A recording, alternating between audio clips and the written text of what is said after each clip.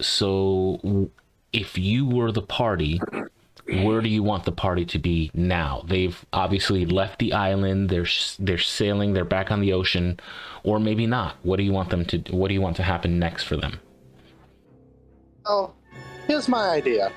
Basically, I was thinking like the party basically considers themselves pirates, whether they like it or not by now.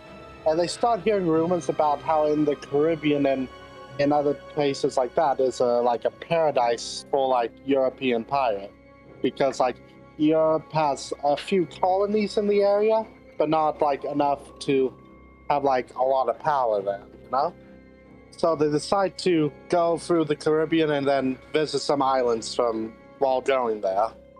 Okay, so island paradise. What do they encounter something on the way? Is there something to do with the island paradise? Like now that they're But, heading in that direction, what about this applies to the story? well, I was thinking like the whole vibe of the like whole campaign is about like going across this unknown like different version of Earth and exploring all the strange and mysterious things about it, you know, and things like that, you know. So, well, to explore first a person has to understand the lay of the land. So what you're doing is you're giving them a taste of the lay of the land. So what I want you to do is I want you to think of the vast world that you have in your mind, and I want you to think of the key locations that these players need to get to really understand what this world is like. What kind of interactions are they going to have while they're traveling the ocean? So maybe this island paradise. Yeah, I was basically thinking like the Caribbean is basically this paradise for like European pirates. And along the way, they like visit other islands along the way in the Atlantic where they see like a lot of magic. Yeah, I imagine like the early plot hook basically being them being motivated to go to the Caribbean, basically this island paradise where they can not only get rich, but also be in the safety from, you know, the areas where they're wanted for like their crimes, alleged or not. And along the way, they go from island to island in the Atlantic that, you know, and also parts of the ocean in the Atlantic that are magical, mysterious, and more often than not extremely dangerous. Okay. Essentially, they're heading to an island in the Caribbean. They're going from place to place in the Atlantic, a couple of dangerous areas, and obviously there's the island of Atlantis there too. Is that what you were saying? No, I was thinking of saving Atlantis for like later on in the campaign. Oh, sure. Basically, Okay. basically, my idea for Atlantis is that they find this torn up map for like Atlantis, which a lot of people in this world thinks like never existed and stuff. And they notice pieces of the map is missing that would tell them where exactly under the ocean it is, because you know Atlantis has sunk and stuff, you know? Okay. And once they collect like the other pieces of the map and they go to that specific area, it'll basically teleport them to Atlantis. And I can't imagine the Atlanteans as not mermaids. Mermaids, like, they exist in this world, but they're a separate thing. I imagine the Atlanteans are like, have you ever seen Fool's Gold? Fool's Gold. It sounds familiar, but not offhand. Basically, in the D&D series Fool's Gold, which is an animatic series, and animation kind of, basically, in that series, they have this elven race known as the Foreclaimers, which they modified their bodies and stuff, basically made them semi-robotic and semi-genetically altered. And at some point, for unknown reasons, Atlantis sunk under the oceans, but thanks to that technology, they were still able to live by basically making these artificial gills. And also, guarding Atlantis are these like steampunk robots, you know, basically like war forges. I was just gonna say, yeah, it sounds to me like the Atlanteans are kind of cyborg, so they're half alive and half warforged, and then they also have their own warforged, you know, army or something like that that they can utilize. Yeah, and I'm imagining these like warforged like mechs and armies. They're very steampunk-esque, but they don't run on coal or anything like that. They run on like water and heat it up into vapors and stuff and use that. Yeah, so they kind of have like a core, and then they use the water around them to power to create the steam they use to power themselves. Mm-hmm. Okay. And I also had this idea for a different city that I made up myself. Okay. Basically, think of the opposite as Atlantis in location, like a city up in the clouds and stuff. Okay. And I came up with a name for it, Parafolly. The first half of it is like the first half of paradise, and the second half is like fall, which, a folly is like something false, something wrong, like the folly of something, which can have multiple meanings. I'm not exactly sure how to spell that. Well, it doesn't have an exact spelling right now, just like put an Folly. There we go. Awesome. Parafolly. Now, do you know of the it's hard for me to say their name, Aarakocra race? Yeah, I was thinking of either having them there or the Asamar. Oh, or Asa. That too. There you go. Cool. Okay. All right. See? And I was thinking of like connecting this fictional like floating city with the story of Icarus somehow. Like, I'm not sure how, just like maybe have Icarus as like the king of the city, basically like trying to rise to the sun again. Okay. And I kind of imagine at the sides of this, like, of the walls of the city, they have like these tendrils that can like move around the clouds and stuff, and like can destroy like a lot of stuff, and like this floating city on the top, the buildings are like completely covered and stuff, making the streets real narrow, because most people, like, it's a flying race, they fly around it and stuff, they don't really feel the need to walk through it, Yeah, you're world building right now. And like, I kind of imagine at the center of the city a giant like temple that kind of looks like the Hagia Sophia in Istanbul, only like basically more Greek. Is it their kingdom, their castle, their main castle, or temple, you said? Basically, it's a temple that's fortified like a castle.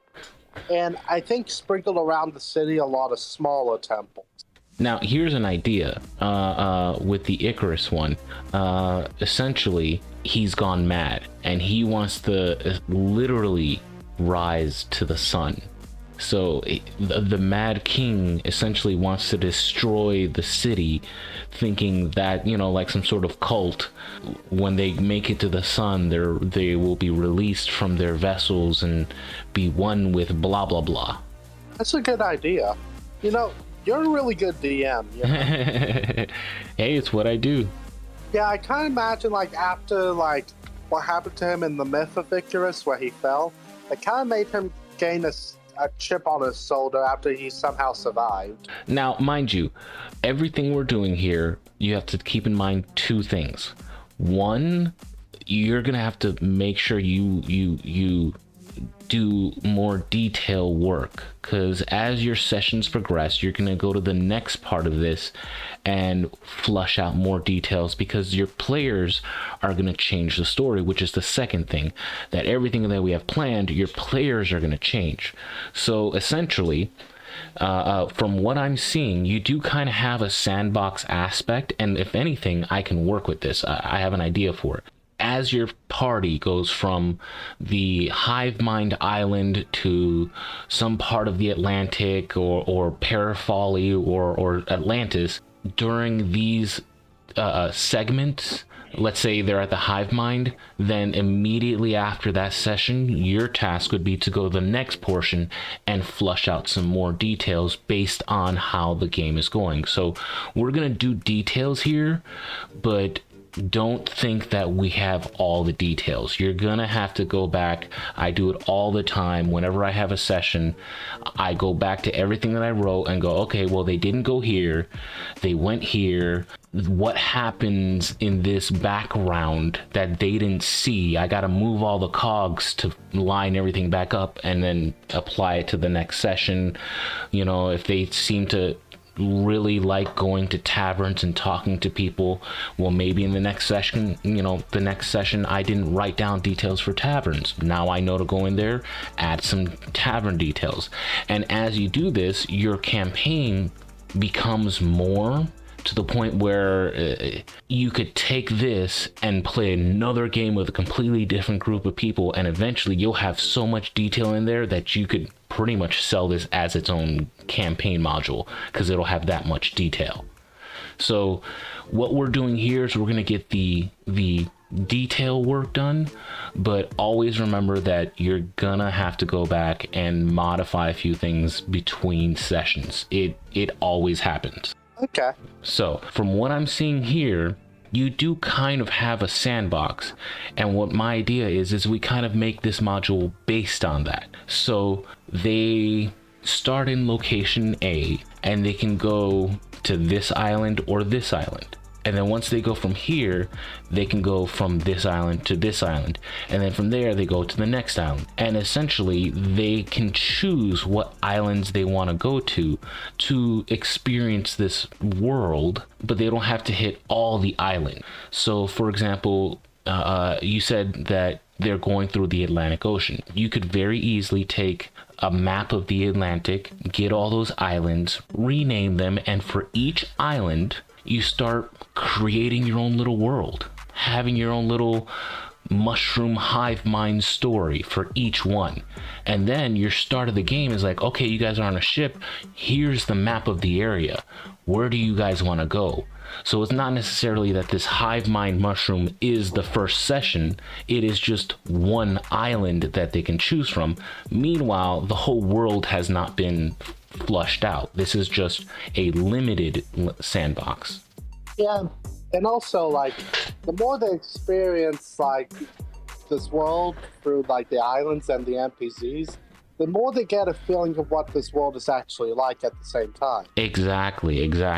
Because then once you open it up to sandbox, that's when they can know, okay, we can go to this island for this food or trade, but if we go to this island, we have to make sure to avoid certain dangers, or if we go over here, they'll know enough of the world where they can truly explore the rest of what you create. So all right, let's go back to what we're doing here. It looks like we're doing a sandbox, but I think this whole Henry VIII's second wife situation is really going to be the driving story that gets them to go from place to place to get them that taste. The bounty hunter and trying to redeem themselves for the crime or something like that. There's a few driving forces so far. So let's think more of the story. Let's go back to the story a little bit. I was going to say the party has bounties on them. What's next? Well, when they enter the Caribbean and stuff, they start to hear stories about what the Americas are like, including this one particular story that I really like. I want to build upon this into the later sessions. Basically turn them from like thieves to heroes by the end of it.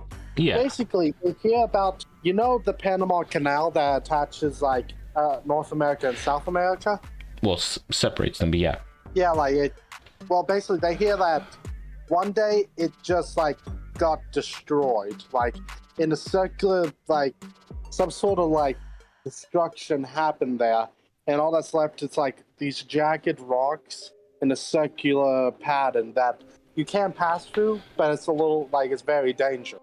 And there'll be a mystery behind that, and I want them to kind of explore that and put the story on a grander scale, Plus, it'll make traveling from eventually when they go through the Americas and stuff, it'll make traveling to Oceania and Asia, if they want to, a little bit easier than just going the long way through the Drake Passage down south. Okay. All right. So with the sandbox aspect aside, you have to remember that players, when given a sandbox, some of them will get bored of just going from place to place without a reason. What's the what's the story you want to portray? Because right now, if anything, the story is still open. We've discussed a lot of landmarks, but really what we need now is a story that kind of motivates the player to go to these different landmarks. Okay. Do you have one in mind, or would you like me to help you? Huh? Do you have one in mind, or would you like me to help you? Well, okay, so they make it to the Caribbean, you know, in such like gold and safety. Mm-hmm. And then they hear about this one pirate. Let's come up with the name. Jackson Dredd. Let's call him Jackson Dredd. Who's basically like trying to take over the place because like he's become a pirateer for like the English and stuff. And by then they learned that their bounty has extended like to other countries in Western Europe. So this guy poses a big danger to them because he's a pirate who's like... He's the most wanted. Huh? He's the most wanted pirate. Well, no, like he's a privateer, which means like he's a legal pirate who's working with the English. Oh yeah, I remember that when parlayed or something like that, when the pirates promised to fight off the Spanish in exchange for having their records abolished. I remember that. Okay, so turned double agent. Now I have an idea of how they can take them down, take like Jackson Dredd down in two different ways: with fighting and without fighting. Basically, the with fighting one, basically like basic like attack him, take him down and stuff. Yes, but this is specific to a Caribbean. I mean an overarching story. I know. The big reason, like in One Piece, if you know enough about One Piece, then you know that the whole thing about it is to find the One Piece. And can you see where that is the vague overarching storyline that drives the characters? What is your overarching story? What if, like... And mind you, sorry to interrupt. This is just for this module. This is not for the sandbox. You need an overarching story to introduce your characters because it forces them to go to these places. But once they're done with this arc, then the world opens up. So it's like if you've ever played any MMORPG, those first like 10 to 20 levels, you're literally just doing the mission, going back, doing the mission, going back. But once you get high enough, you can go wherever you want. Does that make sense? Mm-hmm. So let's try and have at least one big story, because what I'm thinking is as they go from island to island, you can kind of reward your players with a level. So okay, they went to this island and they succeeded, you guys level up, and eventually once they visit enough islands, they get to a point where they can explore wherever they want and feel at least moderately safe or confident in their abilities.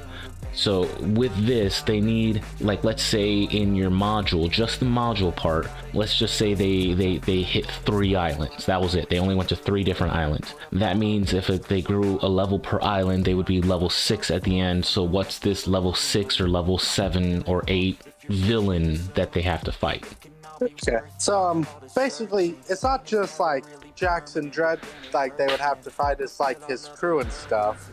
And also, I mentioned that there was a non-fighting option, which, like, if they do enough investigation, they'll find out, like, you know how I mentioned the 9 pirate lords? Mm-hmm. Oh, I forgot to write that down.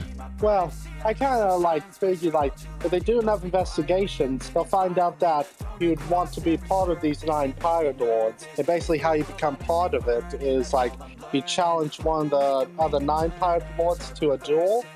And then if you win, either by killing him or like just defeating him, you become their replacement. And they can reveal this to the British, and in that case, they'll rescind his Jackson Dredd's privateering license and declare him a wanted pirate again, which would like enrage him, which would enter back into fighting. But honestly, that sounds like the more interesting option, like bringing down his hubris and stuff, you know? And that's the overarching story you want? Of this part, well... No, I mean, in, like, of all the islands. Let's do this. You're creating a world. we can't, obviously we're basing this off of Earth, because I hear you refer to the Americas and the Atlantic and stuff like that. So think of it this way: pick a few islands, pick a number, one or 5 through 10 or whatever, however you want to do it, and that's how many islands they're going to visit in this module. But the module is just the introduction, so the rest of the world you can still work on. But as long as you and I get this module completed, then on your own free time you can create the rest of the world. When you're at work or using the bathroom, you could sit there and add more to the world and write it down, or keep a little notebook with you or something like that. So okay, I get it. So, yeah, so like let's say the first 6, right? yeah, like the first 6 islands. Let's try and go with that. 6 islands, and these 6 islands are the ones that they will visit, and then after that all these other islands open up to them. But they have to go to these 6 islands for some reason. I'm assuming it's probably to clear their names, and then by the time they're done with the 6 islands, they've kind of gotten so used to being pirates that this is just the life that they want now. And trust me, your players would definitely go for that. Okay, I get it now. So what we need is a story to force the players to go to these 6 islands. So the first island, like most TV shows, it's just an introduction to getting used to each other and getting used to the GM or whatever. So the first island, not a big deal. We can use the Hive Mind Island. We'll use that. That's just you getting to know the players, you feeling out the players, and the players feeling you out, and everybody getting to know each other. So we got 5 more islands. I'm guessing the last island is where the story ends and the world opens up to them. So that's probably going to be the island where the villain is at. So what we need now is a story to bring them from Island 1 to Island 6. Do you have any ideas? Okay, so I was thinking. So you said the last island. Let's go ahead and like make that Cuba. How would you spell that? You know the Cuba. I heard you say Cuba. No, Cuba. I'm thinking of 3 like main villains for this final part of the module. The bounty hunter we already talked about, Jackson Dredd. But then I got thinking of... Wait, is that the name of the bounty hunter or the captain? Because I thought that was the pirate. Captain. Okay, yeah. The captain. Yeah. I haven't thought of the name for the changeling bounty hunter yet. Odo. And then, how about this third one? The governor of Cuba under the British. And so, like, he would probably be the main way that they could clear their names and stuff. Okay, and he holds the first piece to the map of Atlantis. Oh yeah. And he's one of the 9 pirate lords.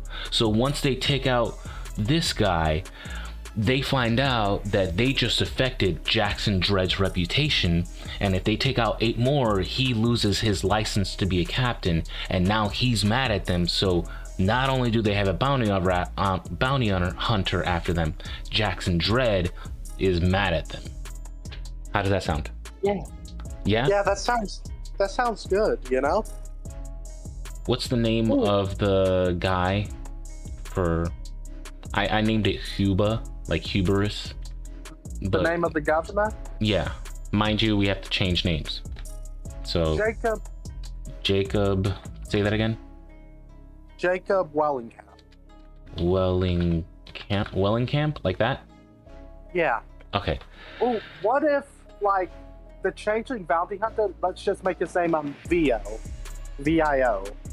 And what if he was the one who actually committed the crimes and let them out just so he could hunt them? Oh, that is a M. Night Shyamalan twist right there. And he could be a reoccurring character because, like, he'd be, like, a very skilled, like, roguish, like, assassin kind of character. So he could very well escape prison later and meet up with them again. He's one of those kinds where it's like he just never seems to die and keeps, just be careful about one thing. There are hundreds of stories out there where the DM had a bounty hunter and decided to have the bounty hunter interact with the players at an early level, thinking, oh, don't worry, my bounty hunter is way overpowered, they're not going to be able to do anything, and then the party winds up killing him. So just be careful. I'm not, we don't need any details for this. I'm just giving you a heads up. Be very careful how you introduce these characters to your player, because if you happen to have the bounty hunter show up standing over a giant worm pit, then we all kind of know that they're going to try and get that worm to eat the bounty hunter, you know? And I just thought of something. Yeah. What if, to avoid that, the bounty hunter has the ability to make like clones and stuff? So not only could they change appearance because they're changeling, VO can like make clones of himself. Like he's like, I like that, but be careful with how you handle it. You're gonna have to fly by the seat of your pants on that one. I like the idea. Just be careful, because if you make them full-on indestructible to the point where your players realize it, they just lost favor in that NPC. If you show them this guy that no matter what they do, that guy won't die, and you're making it obvious, they're not gonna have any fun. So I would say make it where like they killed him, but then a few sessions later he's back and they're like, wait, we killed you, and he's like, but a little piece of me survived and I managed to regrow from that little piece. And then obviously there you have to be careful, because then they're going to try and capture every little piece of him to destroy him, but you kind of get the drift of what I'm getting at, right? Yeah. I'm seeing it kind of balancing out, which like he doesn't like he's like a rogue where he can't like directly fight them. He uses sneak attacks mostly. And his clones, like, they like go down in like 1 or 2 hits because they're very weak physically. I like it because you kind of have Boba Fett stormtroopers. Yeah. Okay. All right. So the bounty hunter committed their crimes. You have Jacob Wellingcamp. How can Jacob Wellingcamp clear their name? Okay, what if like he's really greedy, you know? So basically says, oh yeah, I don't care if you're innocent or not, I just care about the gold. So if you get me some gold, I can help you a bit improve your innocence. Well, you know, doing the quotes with proving, you know? Okay, so he's kind of he's the godfather that knows the judge, and you gotta get to him to plead with him to convince the judge that you are quote-unquote innocent, if you know what I mean. Yeah, like, after they agree to this, like, they investigate and then somehow figure out that it was VO who committed those crimes and stuff. Well, if anything, this is where you would have like the grand reveal. Just like around this time, VO would show up and be like, essentially reveal to them that I know you guys are innocent because I did those crimes and I pinned it on you on purpose because I wanted to hunt you. You guys seemed powerful and I thought it would be fun. And then once they realize it, they realize that there's no way of proving their innocence. They have to work with Jacob Wellingcamp to quote unquote prove their innocence because the bounty hunter pinned everything on them. And Jackson Dredd just basically wants more power and stuff. So he probably aligned himself with VO because like VO is a very skilled assassin who could like get rid of some people getting in his way. And so he would offer VO not like money exactly, but more like the chance for more hunt. He's the Blue Monarch. The Blue Morbo. Have you ever seen Venture Brothers? Venture Brothers. I've seen a few episodes when I was younger. It's awesome. The storyline after season 1 or after like the first couple seasons or something like that, it picks up. Dude, by the end, it is a huge storyline. There's a character known as the Blue Morvo, and the main good guy of the show, who was one of the main characters' father, he was friends with the Blue Morvo, but the Blue Morvo wasn't necessarily a good guy. He was actually considered a bad guy, and people wondered why they were friends. And it come to find out that in real life, like person to person, they were friends, but also the Blue Morbo was the good guy's lapdog. He did the things that kept the good guy's hands clean. So essentially, Vio and Jackson Dredd are friends, and Vio does those things that keeps Jackson Dredd legal. He can't get his hand, he can't get his hands dirty like that anymore. So Vio goes out there and does the dirty work while Jackson Dredd just accumulates more and more power, because now he's the king of the pirates, but he's gaining more power in the Royal Navy. So he's slowly taking control on both ends of the spectrum. So he has to keep his reputation clean. So he refers to Vio for certain jobs that he can't do himself. And he convinces Vio by saying, look, all I need you to do is incriminate them and you get a good hunt. And like them going to Cuba might have been part of the whole plan for Jackson Dredd to arrest them and look into the Navy. They have to go to Cuba to free themselves with Jackson Dredd. Well, not Jackson Dredd yet. I think we should hold Jackson Dredd from the module so you can use him in the sandbox, if that makes sense. So let's use Vio more than Jackson Dredd. I think just Vio should be enough. Like the added addition with Jackson Dredd could complicate things. Like maybe in like the future sessions, Exactly. Yeah. So that way Jackson Dredd is that boss that you hear of from the early episodes, but you don't see till later on, a few seasons down the road. Yeah, like you hear about him in like level 6, but you don't meet him until like level 9. Exactly. And then you don't really start fighting him till like level 12. Yeah. All right, so the story is that they were incriminated and now they have to make it to Cuba to speak with Jacob Wellingham. They find this out by getting to, I forgot to write, no, I wrote it down, Island Paradise. Okay, so it looks to me like we're going to be using the Island Paradise as the place where they can gain this information. Maybe it's the Pirate Island or something like that. So that's a place where like it doesn't matter if you have a bounty, you can go there, and that's where they can pick up the information that, oh, you want to go speak to Jacob Wellingham. He's the only one who can clear your name. Yeah, like they probably hear somewhere through the grapevine that he's like one of, I would say he would most likely be a former Nine Pirate Lords if he's like a governor of Cuba, you know? Kind of like how in real life Henry Morgan was a really good pirate and then he became governor of Jamaica and quit like the illegal piracy. You could have both. I mean, he could be the governor and also secretly a pirate. He's still a pirate at heart. He just had to go land because he became the governor of this area, of the island. Yeah. So he's still one of the pirate lords. He's just a pirate lord in disguise. Yeah. And that way, all his ship's bounty was brought on land, and after they defeat him, they can, the party has access to his loot, and they find the map to Atlantis, or most of the map. It's torn into pieces. And then you could have it where the other pirate lords have the other pieces to the map, to the Atlantis, so now they have to go and defeat the other pirate lords in order to complete the map to Atlantis. Yeah, like, it's being... Like, I imagine most of the pirate lords are like higher level, but the ones they're going after are on the lesser levels, you know?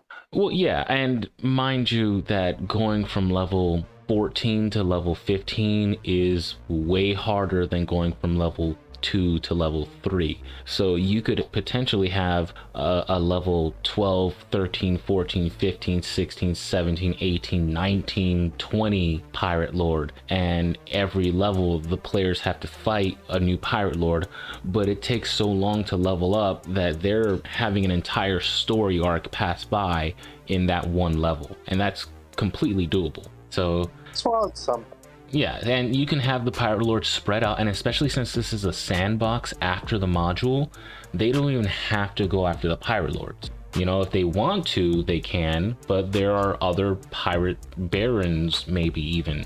Oh, what if the pieces of the map are actually hidden in locations throughout the Americas? Oh, yeah. And also remember that it doesn't just have to be Atlantis. There could be a map to El Dorado. Ooh, I haven't thought about El Dorado. I remember that DreamWorks movie about it. It's been a while since I've seen that. Now you can rewatch the movie and get inspiration from that.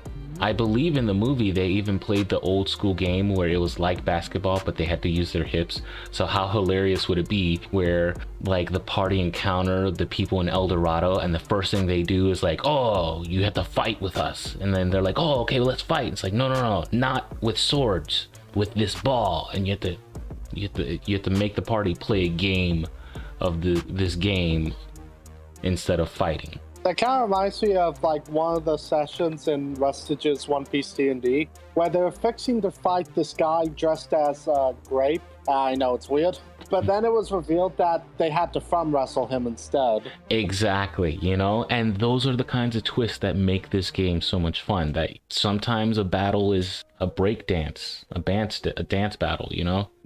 So back to what we're doing. We have the first island. We have essentially Cuba as the last island. We have the island paradise, which is where they go to. We can, if anything, you could make that your tavern island, your general goods island, the island that they go back to when they need to rest or, you know, resupply. So that island would probably be the most visited. Yeah, I just thought of something. Since Parafali is in the sky, how would the players get up there? Imagine them being like beamed up there like it's an alien spaceship. Well, in a sandbox world, are you planning on, do you want that in this module or do you want it in the sandbox? Because there's two different answers.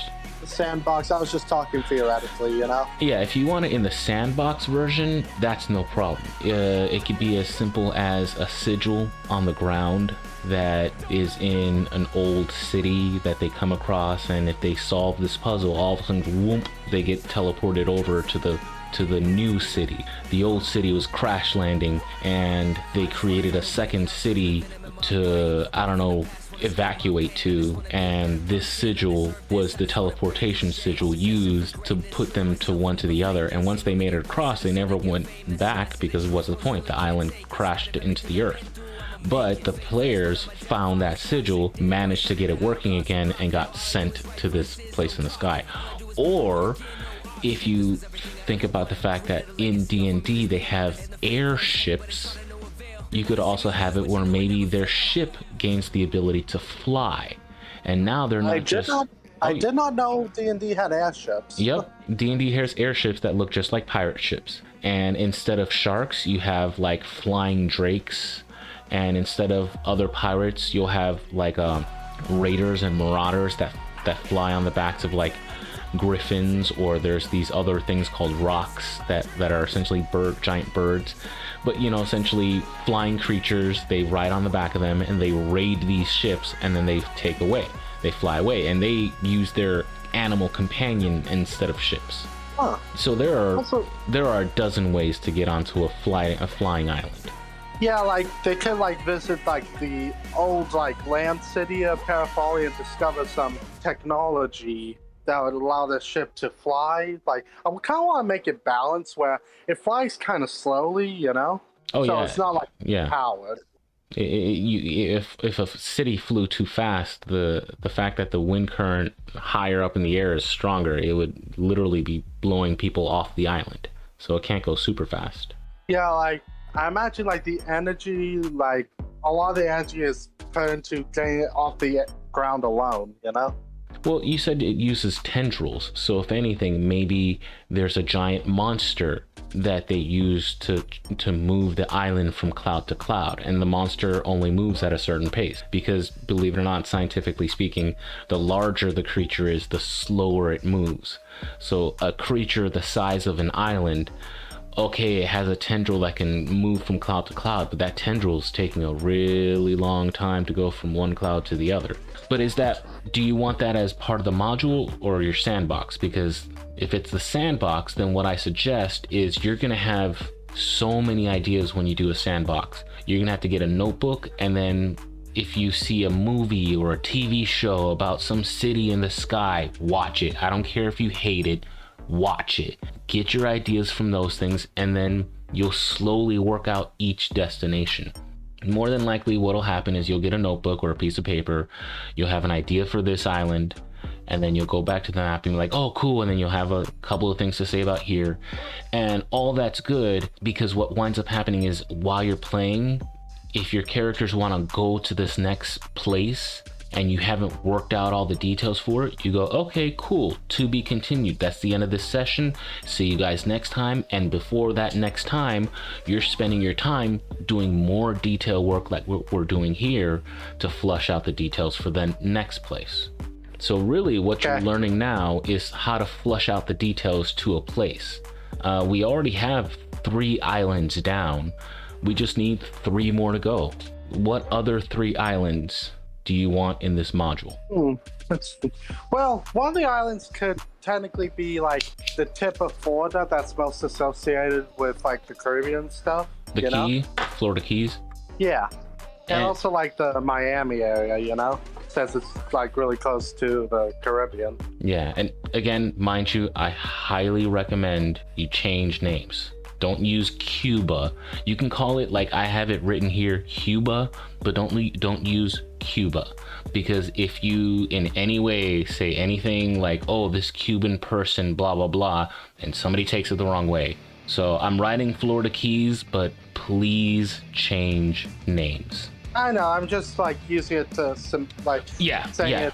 Between me and you, perfectly fine. I just gotta keep repeating it because, you know, you don't want to get into any bad territory here. But okay, so Florida Keys, not necessarily an island, but you know, Miami area, all that stuff. 2 more places. Have we considered Jamaica yet? Jamaica. Okay, and then 1 more place. The island where Haiti and the Dominican Republic are. I'm actually Puerto Rican, and you didn't mention my island. Well, I was gonna mention it, but then, you know, I was like... so let's see. You only said like you, so I didn't want to put too much in, so I'm sorry that I didn't say that yet. Oh, no, it's fine. Just, if you want, some interesting, Puerto Rico plot points, if you're gonna translate it into your world, there's a place, I live in Florida, and there's a place in Florida called Ponce Inlet. It's actually Ponce Inlet, because it's named after Ponce de Leon. The story goes that Ponce de Leon came to Puerto Rico and he loved it there. The people were friendly, the women were beautiful, all the people did were cook delicious food and dance all day. And he kept writing back to Spain like, yo, this place is awesome, this place is amazing. And Christopher Columbus's nephew heard about this and got super jealous and wanted to go to, you know, run Puerto Rico. But Ponce de Leon was there, so they kept telling him, no, we already have someone there. And so Christopher Columbus's nephew was like, well, then what's the closest island to Puerto Rico? And it wound up being like Haiti or Cuba or something like that. And they were like, this place. And he's like, okay, cool, I'll go take over that place. And he goes assuming that because Puerto Rico is the way it is, this other island's gonna be that way. He lands there and it's not. The people are not friendly. They don't like being taken over. They don't like any of this. And he hates it there. So much so that he rallies his crew to get back on the ship to go over to Puerto Rico to kick Ponce de Leon out. They literally had a fight with their own people to kick him out. And once he left, Ponce de Leon, because he lost, sailed up to Florida and landed on Ponce Inlet. I didn't know any of that. Thank you. Yeah, and that's an interesting story that you could incorporate into your thing. So the fact that you're using real life locations, I would say you're using the Florida Keys. We're not going to do that now, but any of these places, look up that location, look up the history. You can turn these historical moments into actual gameplay.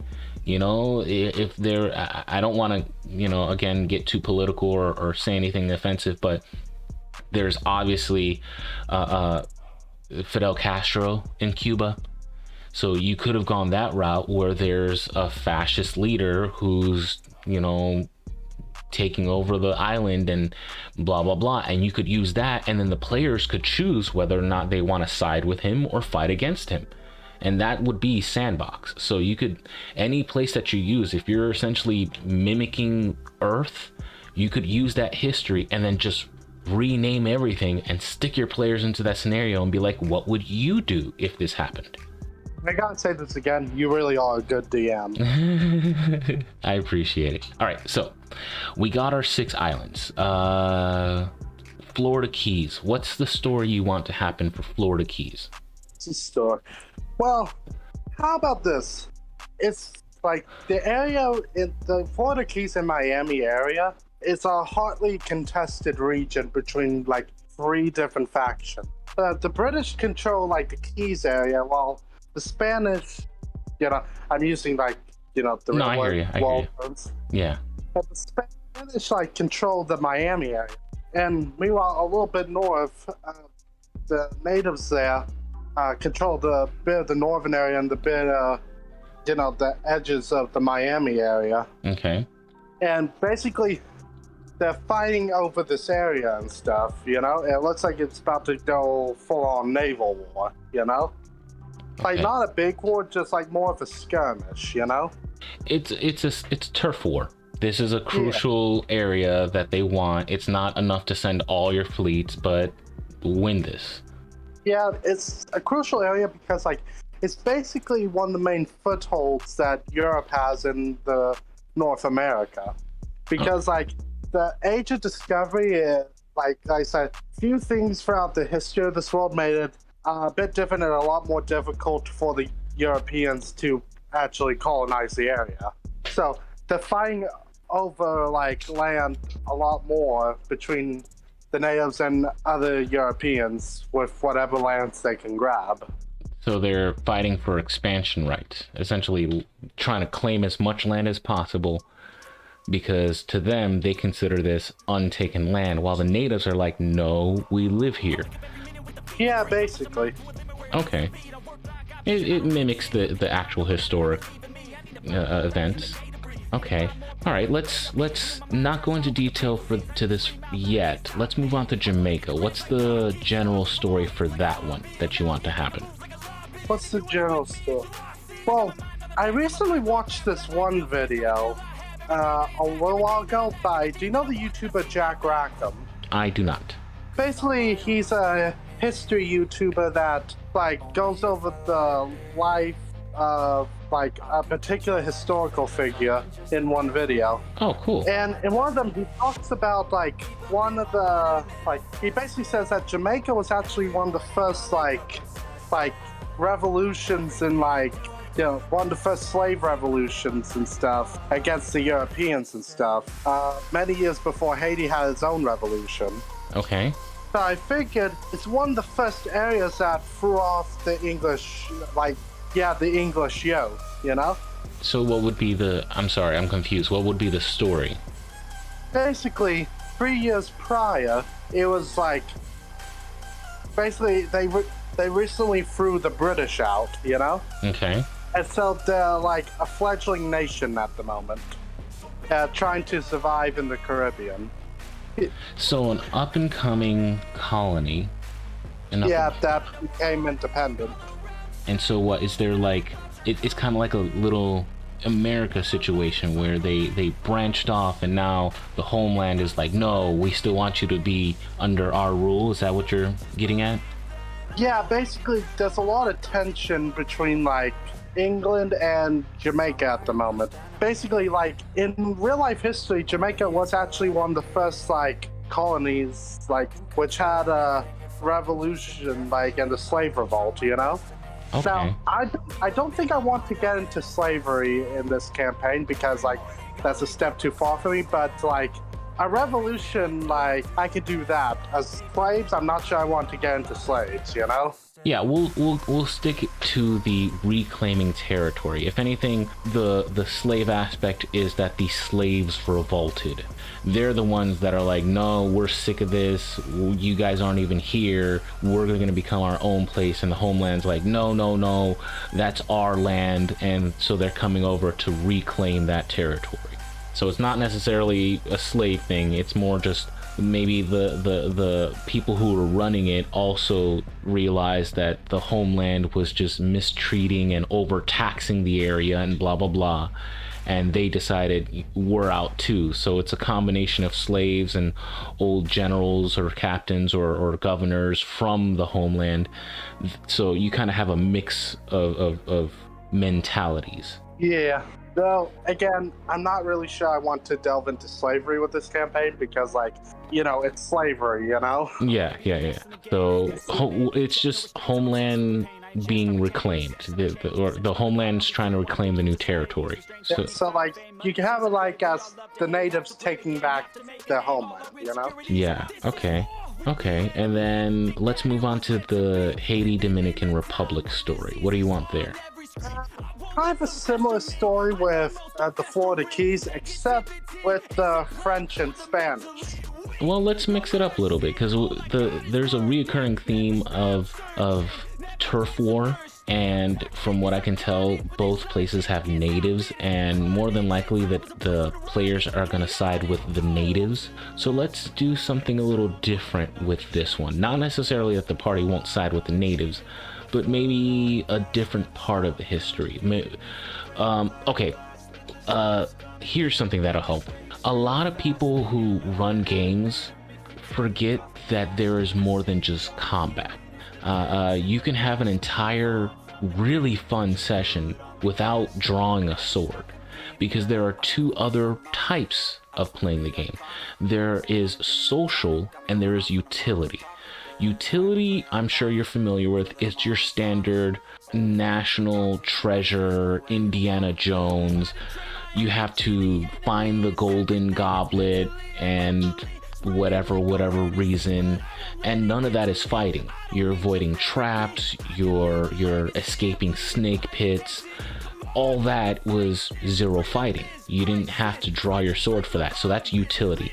And then social is more like 007 kind of style, where the situation is, I guess you could say, political or just general reputation based, where you're using words to resolve the situation. Like you were saying with Jackson Dredd, where there's two ways of beating him, fighting or a different way.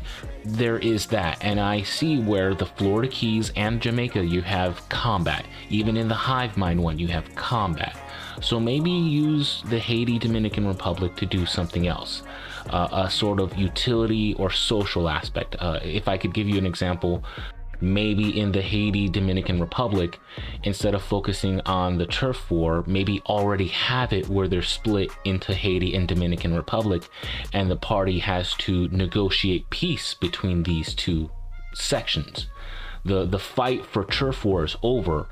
It's just that everybody's so afraid that the other side is going to try and reclaim, that they're ready to fight at the drop of a hat, and the party shows up to be like, no, let's work out a peace treaty. Or maybe the island is split, like you're saying, how they're having a turf war, but little do the people who are fighting the battles know that there is a third or fourth party, I guess you would say in this situation, that is feeding from this battle, like some sort of lich lord that is secretly hiding in this island, so that anytime somebody dies, the Lich King uses the body, reanimates it, and grows their zombie horde. You mentioned that made me think of something that we haven't brought up yet. The role of magic in this alternate Earth. Mm-hmm. Because, like, we discussed, like, stuff that could be, like, multiple classes, and mostly we got to magic as the magical items. We haven't discussed, like, really, like, the magic in this world. Yes, and that is often the source of many plot holes in a lot of people's stories. But magic is... Well, magic. I'm sorry, what? Well, magic is magic. It's yeah. Well, I mean, for the game, the idea of magic is essentially technology. Imagine, well, consider it right now. If you had the ability to sprinkle some dust in the air, say a few words, and you could fly to work, would you need a car? No. Nope. So essentially, in my campaigns, my worlds, they have toilets. I don't care. They have toilets, regular toilets. I don't, maybe in the poor places, I'll say they have outhouses, but generally speaking, in my worlds, they have functioning plumbing. They have plumbing. And how do they get it to work? Through magic. Magic is their technology. So there are, if like you look at there are plenty of sites. Open5e is one of them that I use often. That shows you just a list of all the magic spells in the game. If you look at it, you could kind of be like, where if I had all this magical power, I could take this spell and make this device that I use in real life.